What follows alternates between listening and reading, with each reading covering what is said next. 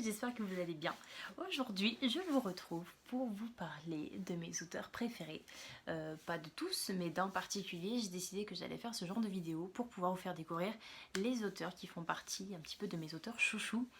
Donc il y aura sûrement des auteurs que vous connaissez déjà, sûrement des auteurs que vous avez entendu parler un jour, mais que vous n'avez encore jamais lu, ou alors des auteurs que vous avez détestés probablement, ce qui est possible vu le nombre d'écrivains qu'il y a. Donc voilà, je voulais présenter ce genre de vidéo parce que je trouve ça cool de présenter un petit peu ce qu'on aime vraiment. Et moi pour ma part, je sais que j'ai des auteurs qui sont assez variés et je trouve ça bien d'avoir un champ de lecture assez large parce que je trouve qu'on est moins déçu de certaines lectures. Pour ma part, c'est le cas. Donc, je vais commencer par un auteur plutôt sombre, plutôt noir, comme vous pouvez le voir dans le titre, il n'y a pas de suspense, puisqu'il s'agit de Franck Tillier. Franck Tillier, c'est un auteur que j'ai découvert quand j'étais adolescente. Je pense que le premier roman que j'ai lu de lui, j'avais 14-15 ans. Il y a 10 ans. C'était il y a 10 ans, putain c'est chaud. Bref, du coup, j'avais commencé avec La Chambre des Morts. Pour vous expliquer ce que c'est La Chambre des Morts, c'est tout simplement deux employés d'une entreprise, d'une usine, qui sont un petit peu en mode sur la sellette pour le départ, étant donné que l'entreprise, elle fait pas faillite, mais il y a pas mal de contraintes financières et tout. Ils commencent à faire du chômage partiel. Et en fin de compte, ces deux personnes, on va les suivre parce qu'elles ont soit une famille à nourrir, soit du coup, il y en a un qui essaye de partir de chez ses parents et du coup, le fait de mettre de l'argent de côté avec cette usine, ça l'arrange énormément. Sauf que s'il a plus d'usine et s'il a plus de boulot, ça risque d'être compliqué. Et ces deux potes en fait se rejoignent un soir pour décompresser et ils vont décider de faire comme quand ils étaient adolescents. Ils prennent leur voiture, ils éteignent les phares et ils vont directement aller dans des champs d'éoliennes et ils roulent à fond. C'est ce qu'ils font, sauf que malheureusement pour eux, il se trouve que quelqu'un était sur leur passage et ils percutent un mec. Voilà, donc ils percutent un mec et ils se retrouvent avec un cadavre qui ne savent, ils ne savent pas du tout quoi faire pour le coup. Est-ce qu'ils appellent les pompiers? Mais d'un côté ils sont en tort, donc c'est sûr que c'est un homicide plus ou moins involontaire. Ou alors est-ce qu'ils appellent du coup les flics? Parce qu'ils savent pas du tout quoi faire, ils sont complètement paumés. Il y en a un qui est prêt à le faire, l'autre il est là en mode oui mais notre vie elle est finie si on les appelle et tout, c'est chaud, on peut pas faire ça et tout, on a une famille derrière, on a ci, on a ça. Donc il n'y appelle pas les flics, il cache le cadavre et quelques mètres plus loin, il retrouve un sac rempli d'argent. Je sais plus c'est combien, au niveau de la somme d'argent, c'est pas 1 million, mais il y a quand même une très belle somme d'argent dessus et ils ne savent pas quoi faire également de cette somme d'argent. Ils se demandent pourquoi un mec se retrouve dans un champ d'éoliennes avec autant d'argent dans un sac. Et ils se disent que c'est pas normal que le mec soit là au même moment qu'eux et c'est pas normal que quelqu'un se trimballe dans un champ d'éoliennes avec un sac rempli d'autant d'argent. Ils vont commencer à paniquer parce qu'ils se disent ok, si le mec est là avec de l'argent, c'est que forcément il était attendu quelque part. Et s'il était là, il est forcément attendu quelque part aux alentours d'eux. Donc quelqu'un a vu la scène, donc ils se sentent en danger par rapport à tout ça parce qu'ils se disent on dit rien, mais d'un côté quelqu'un l'a vu. Et voilà. L'histoire commence un petit peu comme ça, donc vraiment sur les chapeaux de roue.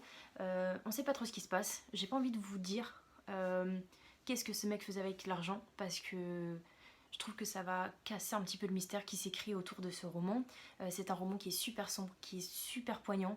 Je pense que les personnes qui sont assez difficiles, pas difficiles, mais qui sont assez sensibles, je vous le déconseille ce roman parce que c'est le premier que j'ai lu de Franck Tillier.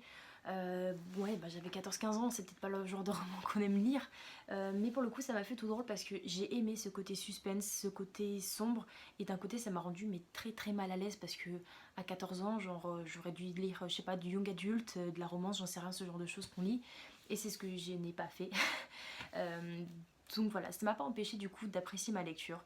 C'était un roman par contre qui rendait, comme je vous l'ai dit déjà, mal à l'aise, mais j'ai quand même aimé la plume de l'auteur parce que malgré l'engouement qu'il y avait autour de ce mystère, on a réussi quand même à avoir... comment dire, je trouve pas mes mots. Je trouve pas mes mots. Qu'est-ce que je voulais dire? je sais pas, on arrive quand même à se mettre dans l'histoire malgré tout. On arrive à trouver pas des choses positives, mais on arrive à apprécier le roman malgré un cadre qui est très très noir et très très sombre. Donc c'est un roman qui m'a énormément marqué. Et voilà, comme je vous l'ai dit tout à l'heure, je l'ai lu il y a 10 ans. Et ce qui est marrant, c'est que du coup, je l'ai regardé en film avec mon copain il y a quoi? Il y a peut-être un an et demi ce film. Et en fin de compte, il m'a dit mais c'est super glauque. Il m'a dit c'est chelou. Alors le film il est encore plus noir, plus sombre et plus bizarre que le livre. Mais, mais d'un côté il m'a dit mais comment tu... Il me fait toi t'as réussi à lire ça parce que oui je ne regarde pas trop de films d'horreur, je ne regarde pas de films comme ça, j'aime pas trop, je suis pas fan. Et c'est vrai que mine de rien les thrillers ou les trucs comme ça qui m'angoissent en livre ça me dérange pas. Donc c'est un peu contradictoire. Mais pour le coup, c'est vrai qu'en film, ça m'avait surprise parce que c'est encore plus noir, encore plus sombre. Ou alors j'avais oublié certains passages, je me suis dit ah ouais c'est chaud, il s'est passé ça quand même. Donc voilà, je vous le conseille en tout cas Franck Tillier. Je vous le conseille pas comme première lecture, pas pour les personnes qui sont sensibles. Ou si vous voulez découvrir Franck Tillier, ce sera avec un autre roman. Malheureusement, j'en ai pas lu des mille et des cents, mais je vais essayer quand même de vous en présenter trois pour pouvoir vous montrer à quel point Franck Tillier est quelqu'un quand même d'exceptionnel au niveau des thrillers.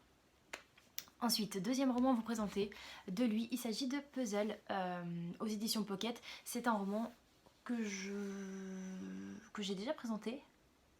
Ouais, j'ai déjà présenté dans ma chaîne il n'y a pas longtemps, je crois, dans un atelier de lecture.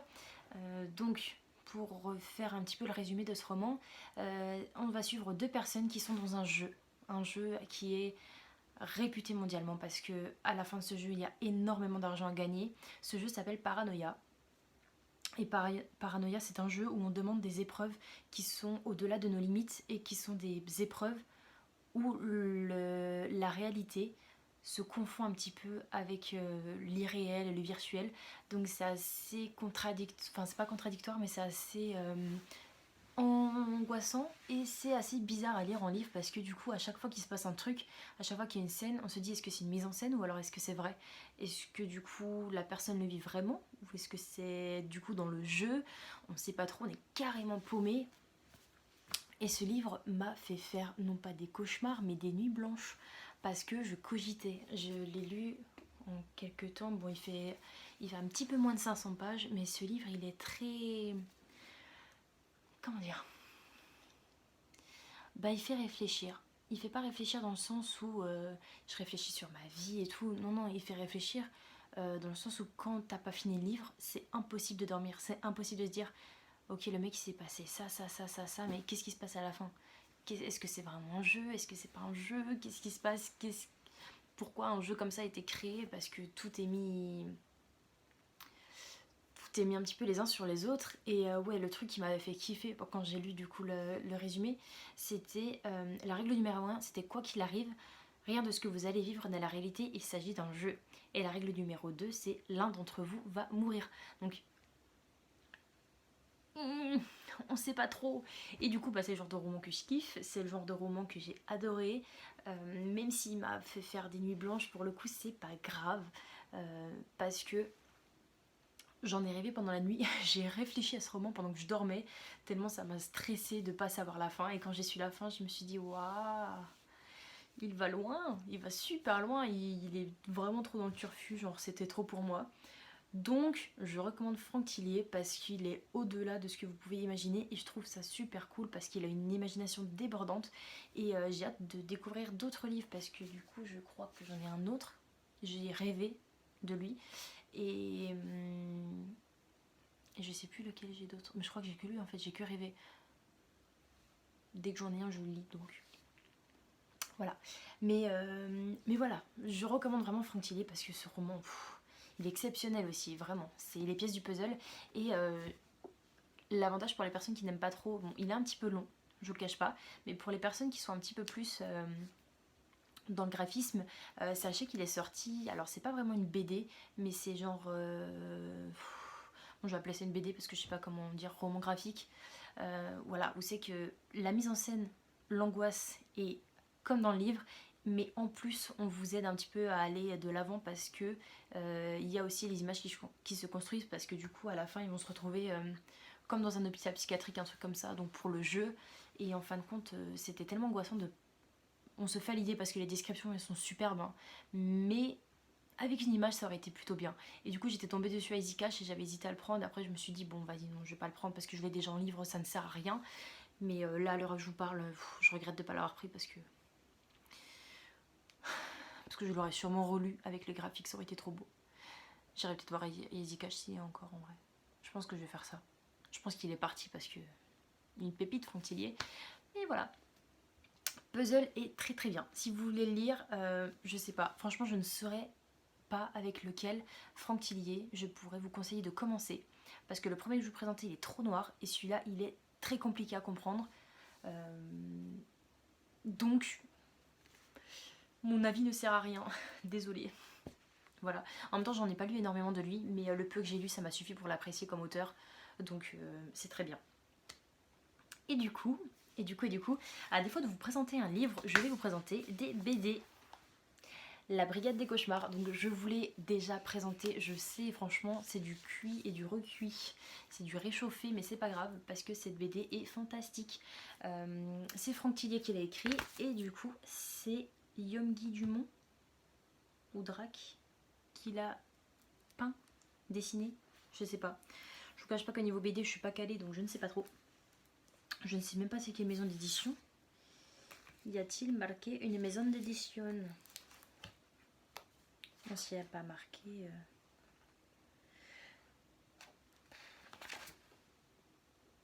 Bon, c'est pas grave, on va pas rester 3 ans dessus, je suis désolée, j'en sais rien. Je les ai achetés sur Françoisir, si jamais ça vous intéresse. La Brigade des Cauchemars, c'est simple, c'est un concept qui est génial et je suis contente que ce concept soit sorti en BD. On va suivre tout simplement des adolescents qui sont dans un... comme dans un genre de... pas vraiment un hôpital. Comment dire? C'est des adolescents en fait qui sont dans un genre de local, de laboratoire. Et en fin de compte, ils sont envoyés dans la tête d'autres enfants. Donc en fait, on va vous brancher. C'est comme si on me branchait moi. Et en fin de compte... Non, c'est pas ça. Si, c'est comme si moi j'avais en fait... Je vais vous expliquer un petit peu comme si j'étais moi le personnage. Parce que sinon ça va être super compliqué à comprendre parce que je suis trop nulle pour raconter. En gros, c'est comme si j'arrêtais pas de faire des cauchemars. On décidait de m'envoyer dans un genre d'hôpital pour me soigner en fin de compte, pour savoir vraiment ce qui se passe, pour savoir mon problème et quelles sont les causes de mes cauchemars. Et on va me brancher un petit peu de partout dans ma tête, enfin on va me brancher partout sur mes neurones et tout pour savoir correctement ce qui se passe. Et on va mettre des personnes de mon âge dans une autre pièce. Ils vont pas être branchés mais ils vont rentrer dans ma tête à travers du coup les cellules qui sont recueillies. Je sais pas si vous voyez, j'espère que c'est clair. En gros, ils vont rentrer dans ma tête à travers du coup les images que je me fais à travers tous les liens qui sont connectés à tous ces appareils électroniques. Et ces adolescents vont rentrer dans ma tête pour découvrir vraiment pourquoi j'arrête pas de faire des cauchemars et tout. Et c'est comme ça qu'ils vont sauver les enfants un petit peu de leurs cauchemars. C'est pour ça qu'on les appelle la Brigade des Cauchemars. Est-ce que ce résumé était le résumé le plus clair du monde? Je ne pense pas. Je ne suis vraiment désolée. Et d'un côté, comment vous dire? Bah ouais, je sais pas quoi vous dire de plus. So sorry. Bref, la Brigade des Cauchemars, c'est vraiment excellent. Des jeunes qui rentrent dans la tête des autres pour les aider à vaincre leurs cauchemars. Je trouve que c'est un concept vraiment génial. Et ça aurait été très difficile à écrire et très difficile à imaginer. Et vu que j'ai une imagination très très nulle, je suis super contente de les avoir découverts en BD parce que ça m'a permis de voir directement les images et de voir un petit peu les personnages. Et je trouve que le scénario de Franck Tillier a été très bien mis en avant ici. Je crois qu'il y a plusieurs tomes, mais j'ai que les 2. J'en ai pas vu d'autres sur France Loisirs malheureusement, donc ce qui est fort dommage pour moi, mais je vous le recommande à 400% parce que ce sont des BD qui sont géniales et en plus ça se lit rapidement parce que c'est des BD. En une demi-heure c'est plié, donc c'est parfait, contrairement à ces autres romans pour le coup. Donc voilà, je vous recommande ces BD, je vous recommande du coup ces autres livres. Je suis désolée parce que mes résumés sont assez nazes et c'est vrai que Franck Tillier a un côté un peu complexe que j'adore lire mais j'ai du mal à expliquer. Donc le mieux pour vous, c'est de lire, tout simplement. Ça vous permettra de vous faire vos propres avis. En tout cas, j'espère que l'un de ces livres peut vous amener du coup à avoir envie de lire Franck Tillier ou alors l'un de ses romans, même si vous connaissez pas trop. Si jamais vous avez lu un autre roman de Franck Tillier qui vous a marqué, parce que mine de rien, je pense qu'ils vont tous nous marquer, n'hésitez pas à me le dire, ça me fera plaisir du coup de voir directement un petit peu vos avis par rapport à lui. Est-ce que vous le connaissiez, est-ce que vous le connaissez pas, est-ce que vous l'aimez, est-ce que vous ne l'aimez pas. N'hésitez pas à laisser un commentaire par rapport à tout ça. Je vous souhaite de passer de bonnes lectures et on se retrouve du coup à très bientôt pour un nouvel épisode par rapport à mes auteurs préférés, tout simplement. Bye bye.